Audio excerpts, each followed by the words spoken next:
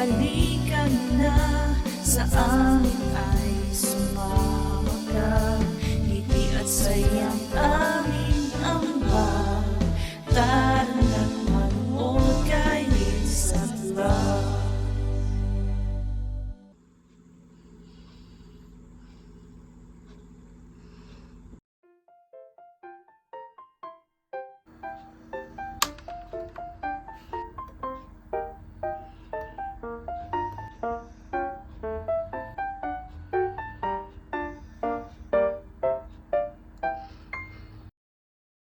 Ohayo Team Diosat! Hello mga bro! Today po is Thursday. Medyo maaga tayo nagising kanina kasi inedit ko na yung vlog. Kasi baka mamayang hapon hindi na ako makapag-edit galing sa ating chemotherapy. Pang 6th cycle natin today ng chemo. And hopefully, last na. Hopefully. Hindi na pa rin natin alam. Pag ano na ako, nakabihis na ako. Nagpupulbo lang ako kasi ang lagkit. Wala na ako ibang ilalagay sa mukha ko. Pulbo lang.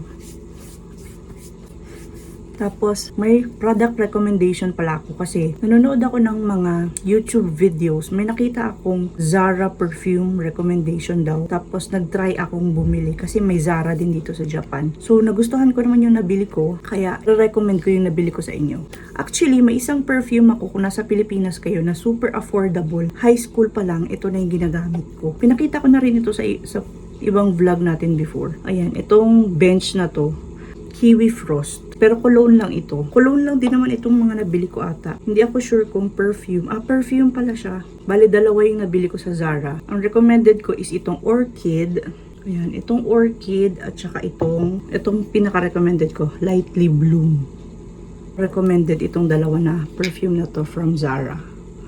Nag-order lang ako online. Napakadali lang naman mag-order kung nandito kayo sa Japan. Ilalagay ko na lang yung link dyan sa description box natin. And kung nandyan kayo sa Pilipinas, ito talaga yung all-time na amoy ko from bench.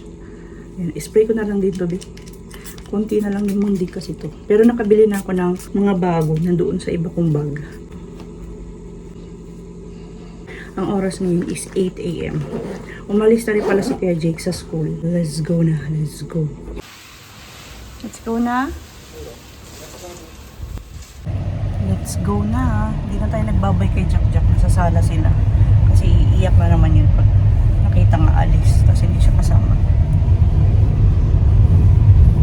Pang ano na natin today? Pang 6th cycle.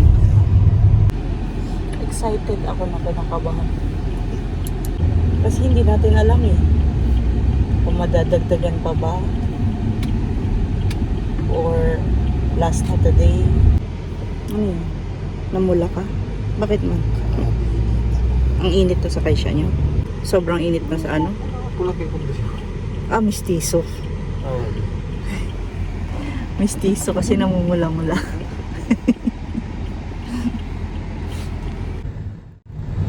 Hindi kami talaga sa highway dumaan today. Kasi traffic daw doon, sabi ni Papa. Kanina daw pag uwi niya traffic. Dito kami medyo shortcut.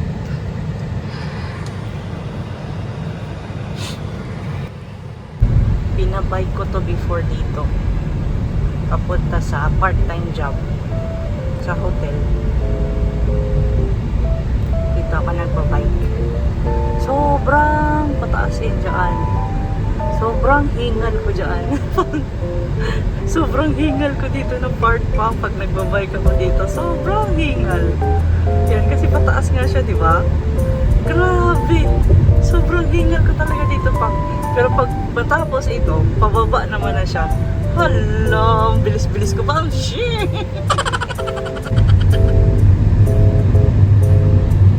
Yan, bike ako dyan pa. Paakyat dito pa. Mag-stop ako dito sa ano. Diyan, dito ako mag-stop kasi hingal na ako. As in. Pero pagdating dito, bilis ko pababa. Kasi pababa naman siya pang bilis ko dito. Ayoko mas dito ako nagbubay. Ayoko dito. Dito ako sa kanan.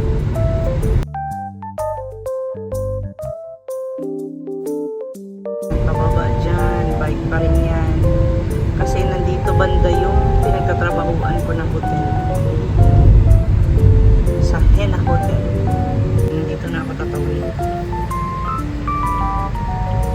Diyan, tawid ako yung dyan. Sa pedestrian. doon. Nadadaanan natin yung hotel na pinagtatrabahuan ko before. Pero hindi na yun yung hotel na pinagtatrabahuan ni Jerome. Iba din yung kay Jerome.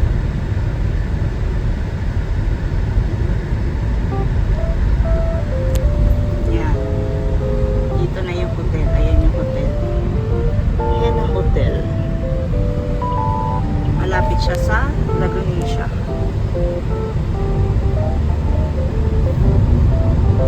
Yung kay Jerome na hotel, ayun, doon siya nag-work.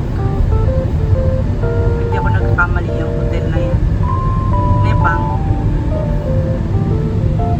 Dito naman kami nagsiswimming sa Lagunisha. Yan, sa Lagunisha.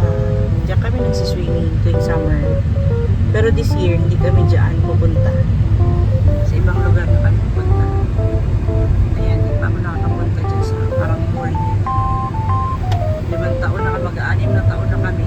Hindi pa kami nakakapasok dyan.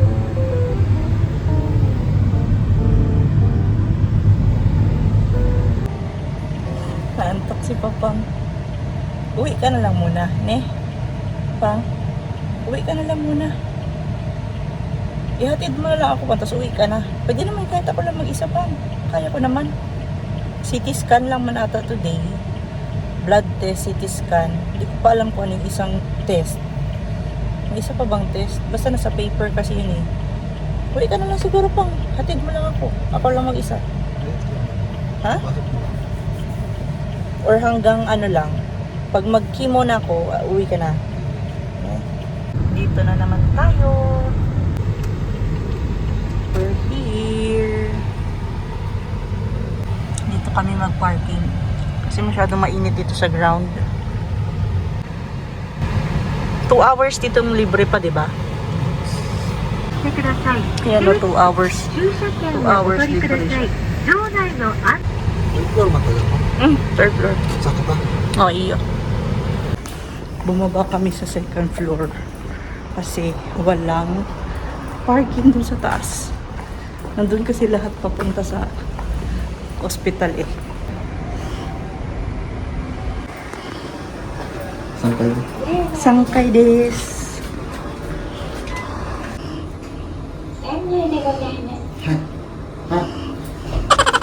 Hi, hi.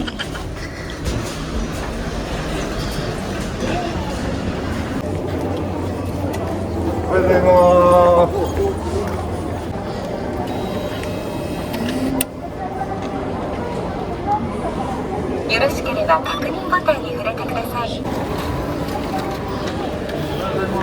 Apply muna tayo ng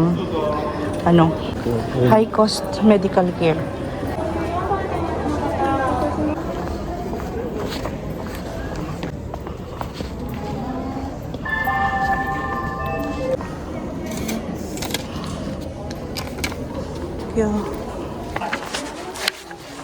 Iyo, tayo lang tayo. Wala kami maupuan. Ang dami kasing tao today. Hindi na ako pinag-apply no. Naka-hire na doon. Naka-enter na daw yung pangalan ko sa system ng high cost medical care. Kaya hindi na kami pinag-apply sa counter kanina. Diretso na daw kami sa mga today schedule. Meron akong dugo. May CT scan pala ako today pa. Commander eh. Diba? Oh, hindi. Oh, pagkatapos ito sa dugo, CT scan, tapos doon kay Sensei. Pero, Yun nga eh, CT scan 24 dito, di ba? Yung 12. Ay, itong 24 dugo. Tapos itong 12 CT scan sa first floor. 3,110 yung number ko. Malapit naman din. Tapos na tayo sa blood test. CT. Sa first floor. Number 12.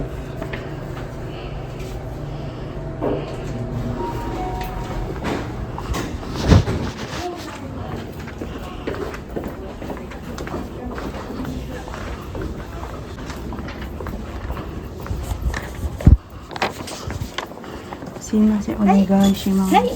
ではご本人様確認でお名前とお誕生日お願いできます Ito, か。 Kanji Riria Robert Digamon. 1987年4月8日です。はい、ありがとうございます。丹治リリアロバリベロバレディガモ。すいません。ロバリディガモンちゃんですね。すいません。今日 CT の造影剤使った検査ですが、問診票や予約表ってお持ちですか。もちない。何も持ってないですかね。 Ah, presensya ata. CT scan tayo today. Para ka lang mamamasyal gang. Hmm?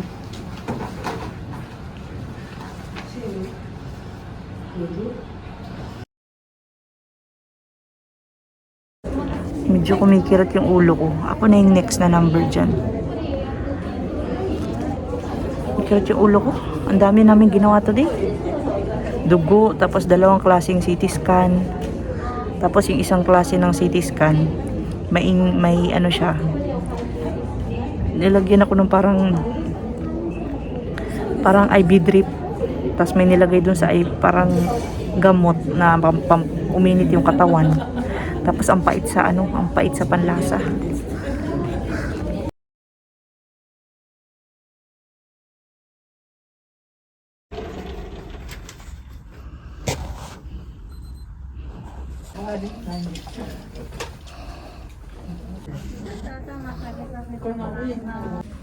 Waiting pa ako.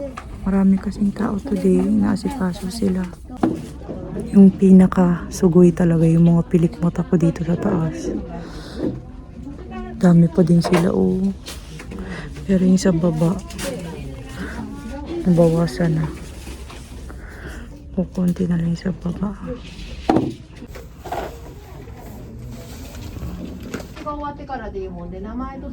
Hindi ko alam, parang OJT yung nurse kanina. Nagkamali siya. Ulitin daw. Nagtawag siya ng kapalit niya daw kasi hindi niya malocate yung ugat ko. Tagal na akong kabitan ng nagkamali kasi. Kain naman na. Gutom na.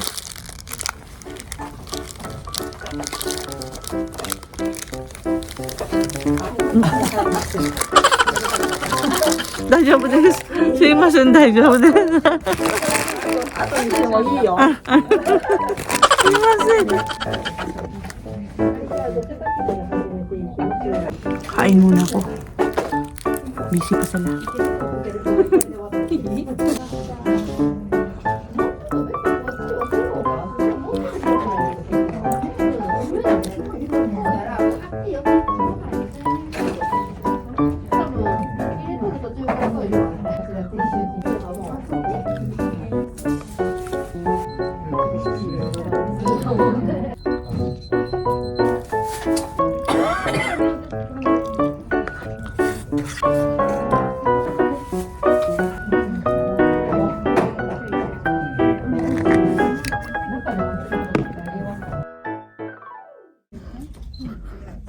Nahirapan talaga sila sa ko today. Sa vein ko today. Nakaapat sila natusok. Yung pang-apat doon pa pumasok.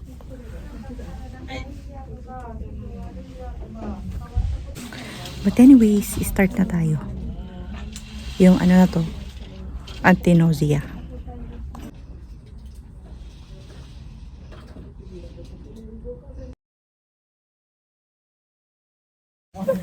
Nakatulog ako. Malapit na tayo matapos. 5 minutes na lang. Nagmadali ako pumunta sa toilet. Ihina ako. Pag open ko, mayroon atang gumamit ng toilet. Anak ng teteng. Nalanghap ko lahat. Nalanghap ko lahat ng amoy doon sa toilet. May nagpupo. Tapos na ako. Inaantay na lang yung pinagtusukan na tanggalin. Lagyan ng parang bandage. Tapos na. Magbabayad na tayo. Hindi ko na ginising si Papa. Parang natutulog sa sasakyan. Parang hindi siya umuwi.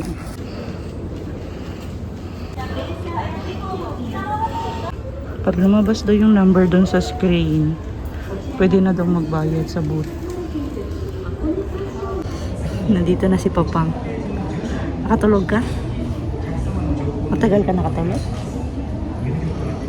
Tulog ka lang ulit sa bahay. Napupupo na ako. Ito talaga yung first reaction ko sa chemotherapy. No. Sa bahay na ako magpupo. Hindi ako makapupo ng matiwasay dyan. Naghahanap ng bahay yung puwet ko eh. Namamahay yung puwet. Ganon. Konti na lang. Isang number na lang. Magkano kaya damage natin pang? Savings na savings. Savings. Maghuhulog kami. Dyan yung ano. Dyan yung ATM machine pa. Dyan natin isi-save. Dyan namin. Bangko namin tong ano eh. Ayun na pa, lumabas na pa. Try natin ito.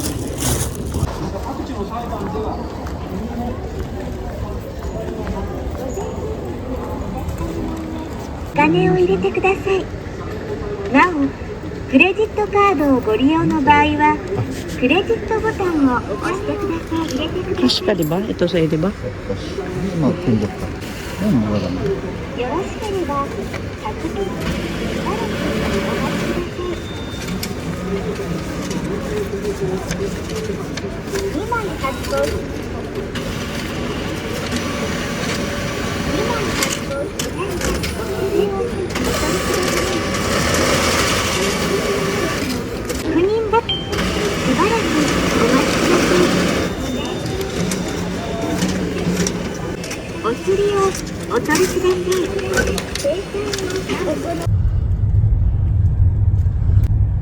Uwi na tayo. Ito pala yung na-deposit natin today. Pang, nakapag-deposit tayo ng Qmang nanasing. Yan.